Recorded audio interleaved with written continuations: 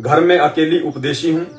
दीपावली के दिन घर वालों के साथ लक्ष्मी या गणेश पूजन में सहयोग कर सकते हैं या नहीं, उनकी आरती में खड़े हो सकते हैं या नहीं। बिल्कुल सहयोग नहीं करना, बिल्कुल उस आरती में खड़ा नहीं होना। परमेश्वर कहते हैं कथा करो करतार की, सुनो कथा करतार, आन कथा सुनिए नहीं कहे कबीर विचार। हमारे इष्ट, हमारे गुरु, हमारे भगवान, हमारे आदि गणेश, हमारी लक्ष्मी महालक्ष्मी, हमारे गुरुदेव भगवान हैं। भोग की आरती में हम पढ़ते हैं, तुम ही मेरे वेदम, तुम ही मेरे नादम, तुम ही मेरे ब्रह्मा, तुम ही मेरे विष्णु, तुम ही मेरी सावित्री, तुम ही मेरे गोरा, तुम ही मेरी लक्ष्मी, तुम ही मेरे कामधेनु, तुम ही मेरे कल्पवृक्ष, तुम ही मेरे राजा राम, तुम ही मेरी सेना। पढ़ते हैं ना? तो हमारे सब कुछ हमारे गुरुदेव भगवान हैं, हमारे इष्ट हैं। उनके अलावा सौपन में भी हमने किसी दूसरे की तरफ ध्यान नहीं देना है, चाहे कैसे भी मजबूरी क्यों ना हो, परिवार में कितना भी विरोध क्यों ना हो। ये 27 वर्षों से गुरुदेव भगवान ने इतना ज्ञान इस विरोध का सामना करने के लिए, संघर्ष करने के लिए, अपनी मर्यादाओं को बचाने के लिए तो दिया है।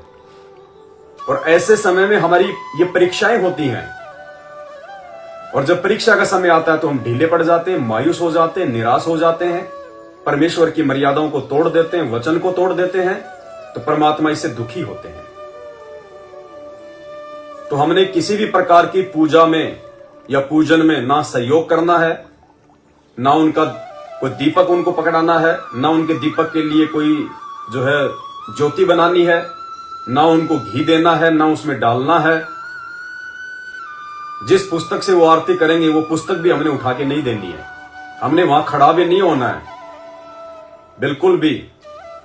वो अपना जो मर्जी करें, लेकिन हमने आन उपासना में, क्योंकि आन उपासना परमात्मा ने सबसे बड़ा अपराध बताया, सबसे बड़ा अपराध, क्योंकि एक मर्यादित भगत को अपने जाल में फंसाने का काल का यही सबसे बड़ा षड्यंत्र है। तो हमने बिल्कुल भी सहयोग नहीं करना है, अपने संघर्ष करना होगा। परमेश्वर आपको पल पल देख रहे हैं, ये परिस्थितियां परमात्मा जानबूझ के प्रकट करता है। आप और हमारे शील, संतोष, विवेक, दया, अक्षमा, धैर्य की परीक्षा लेने के लिए कि मेरे भगत के अंदर कितनी धैर्य है, कितनी धीरता है, कितना ये संघर्ष कर पाएगा, या छोटी छोटी बातों पे मर्यादा तोड़कर अपने गुरुदेव को नाराज करेगा। अगर ज्ञान समझ में आ गया है तो आपने मीरा बनना पड़ेगा, आपने मंसूर बनना पड़ेगा, आपने अपनी मर्यादाओं को बचाने के लिए हर संभव ज्ञान आधार से सामना करना पड़ेगा, संघर्ष करना पड़ेगा। भाई घर छूटो या जग रूठो, चाहे रूठो ये संसारा हो, कोई भी रूठो, यदि हम ये मर्यादा तोड़ देंगे फिर हमारा कौन सहाय होगा, हमारी कौन रक्षा करेगा? जो रक्षक था उसको तो हमने मर्यादा तोड़ के नाराज कर दिया, फिर कौन रक्षा करेगा?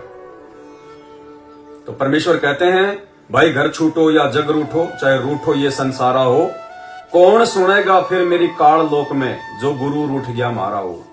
यदि हमारे गुरुजी रूठ गए उनका वचन टूटने से, तो फिर हमारी कौन सुनेगा इस काल लोक में? फिर ना वो लक्ष्मी जी सुनेगी, ना वो गणेश जी सुनेंगे, और वो क्या सुनेंगे हमारी? हमें तो मोक्ष चाहिए, पूर्ण पद चाहिए, मुक्ति चाहिए, सतलोक चाहिए। गणेश, 33 करोड़ देवी देवता, ब्रह्मा विष्णु महेश, लक्ष्मी, ये तो खुद 84 लाख योनियों में है, ये तो खुद काल के जाल में है, ये हमें कहां से मुक्ति दिला देंगे? तो भाई और बहनों, कुछ भी हो जाए, ये पिछली पीढ़ी का समय है, भगवान धरती पर है, 27 साल से अनमोल ज्ञान दे दिया, आज आप और हमारे लिए जेल में बैठा है। इतना सब कुछ भगवान सहन कर रहा है आप और हमारे उद्धार के लिए, मुक्ति के लिए, मोक्ष के लिए। उनका तो कोई स्वार्थ नहीं है, वे तो परमार्थ के लिए निस्वार्थ भाव से सब कुछ कर रहे हैं।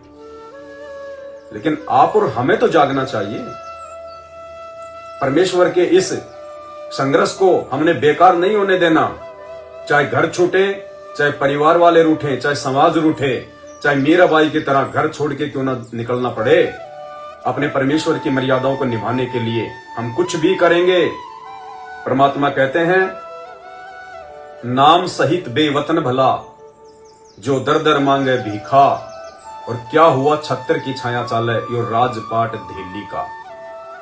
इस नाम को सुरक्षित रखने के लिए, इन मर्यादाओं को सुरक्षित रखने के लिए गुरुदेव कहते हैं यदि आपको कोई देश निकाला भी दे दे, घर छोड़ना तो बहुत छोटी बात है।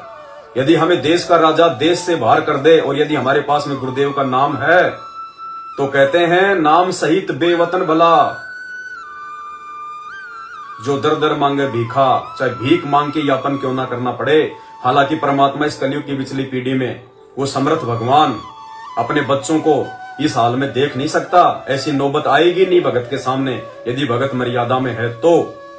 क्योंकि परमात्मा कहते हैं जिस दिन भगत को खाना नहीं मिलता है तो परमात्मा के दरबार में चिंता हो जाती है। परमात्मा को नींद नहीं आती, उनको चैन नहीं आता।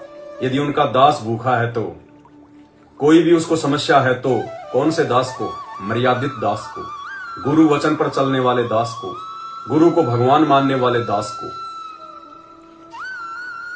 लेकिन परमात्मा जब परीक्षा लेता है तो परिस्थितियां ऐसी बना देता है। भगत धर्म संकट की स्थिति में पड़ जाता है, क्या करें क्या ना करें।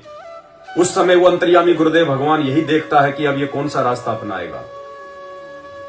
जो संघर्ष का रास्ता मैंने इसको बताया वो, या कोई अन्य रास्ता जो रास्ता इसकी मर्यादा तोड़वाएगा। तो हमने बहुत ध्यान रखना है।